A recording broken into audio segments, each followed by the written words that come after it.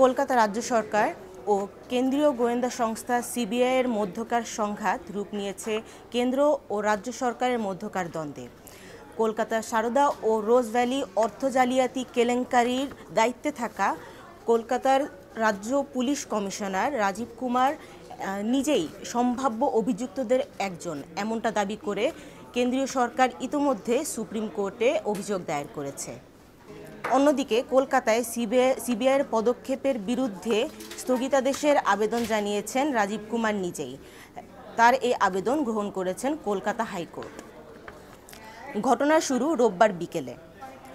সিবিআইয়ের প্রায় 40 জন কর্মকর্তা রোববার বিকেলে সারদা ও রোজ ভ্যালি অর্থ জালিয়াতি মামলার দায়িত্বে থাকা রাজ্য পুলিশ কমিশনারের বাসায় আগে থেকে না জানিয়ে এই মামলার বিষয়ে কথা বলতে চান।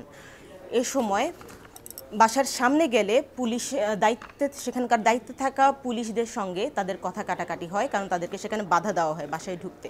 তো এ পর্যায়ে সেই কথা কাটাকাটি এক পর্যায়ে ধস্তাধস্তিতে রূপ নেয়। এরপর এই সিবিআই কর্মকর্তাদেরকে পুলিশরা আটক করে সিবিআইয়ের সদর দপ্তর ঘেরাও করে। খবর পেয়ে পশ্চিমবঙ্গের মুখ্যমন্ত্রী মমতা ব্যানার্জি তখনই ছুটে যান পুলিশ কমিশনারের বাসভবনে। সেখানে মুখ্যমন্ত্রীর নেতৃত্বে উচ্চ পর্যায়ের একটি বৈঠক হয় এবং সেই বৈঠক থেকে বেরিয়েই মুখ্যমন্ত্রী ঘোষণা দেন এর প্রতিবাদে ধর্নায় বসার। এই ঘটনায় কেন্দ্রীয় সরকারের বিরুদ্ধে সাংবিধানিক অভ্যুত্থানের অভিযোগ তোলেন মমতা। আর এর প্রতিবাদে মেট্রো চ্যানেল চত্বরে রাত 2টো থেকে রোববার রাত 2টোর পর থেকেই অবস্থান কর্মসূচিতে বসেন তিনি। রাজ্য সিবিআই ইস্যুতে রাজীব কুমারকে তার অধীনে থাকা সারদা ও রোজ ভ্যালি মামলার যত তথ্য প্রমাণ আছে সবগুলো সমর্পণ করার নির্দেশ দেওয়ার জন্য সুপ্রিম কোর্টের কাছে সোমবার সকালবেলা আবেদন জানায় কেন্দ্রীয় সরকার।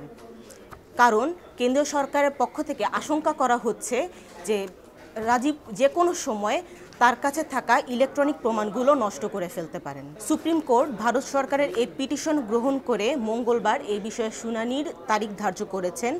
আর অন্যদিকে রাজীব কুমারের যে আবেদনটি করা হয়েছিল, রাজীব কুমার যে আবেদনটি কলকাতা হাইকোর্টে করেছিলেন সেটির শুনানিও হবে মঙ্গলবার।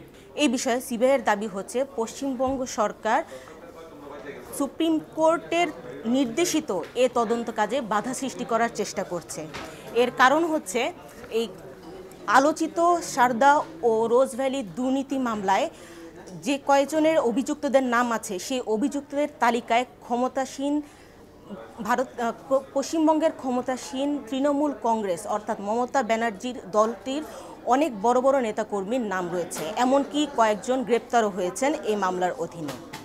কলকাতা রাজ্য পুলিশ কমিশনারের বাসায় বিনা অনুমতিতে হানা, এই অভিযোগটি খণ্ডন করে সিবিআই পাল্টা অভিযোগ করে বলেছে কলকাতা পুলিশ কমিশনারকে গত 2 বছরে অনেকবার সমন জারি করে ডাকা হয়েছে এই বিষয়ে সাহায্য করার জন্য, তথ্য দেওয়ার জন্য, কিন্তু তিনি একবারও এই ডাকে সাড়া দেননি। এমনকি ভারতের আসন্ন জাতীয় নির্বাচনের প্রস্তুতিমূলক যে একটি বৈঠক ডাকা হয়েছিল নির্বাচন কমিশনের পক্ষ থেকে, সেটিতে ডাকার পরও তিনি সেখানেও উপস্থিত হননি। এরপরে অনেকেই বলেছিলেন যে আত্মগোপনে আছেন রাজীব। এখন একটি দুর্নীতি মামলার মধ্য দিয়ে কেন্দ্র ও রাজ্য সরকারের মাঝে যে টানাপোড়েনের সৃষ্টি হয়েছে, শেষ পর্যন্ত এর পরিণতি কোন দিকে যাবে সেটা দেখার অপেক্ষায় আছে পুরো ভারত।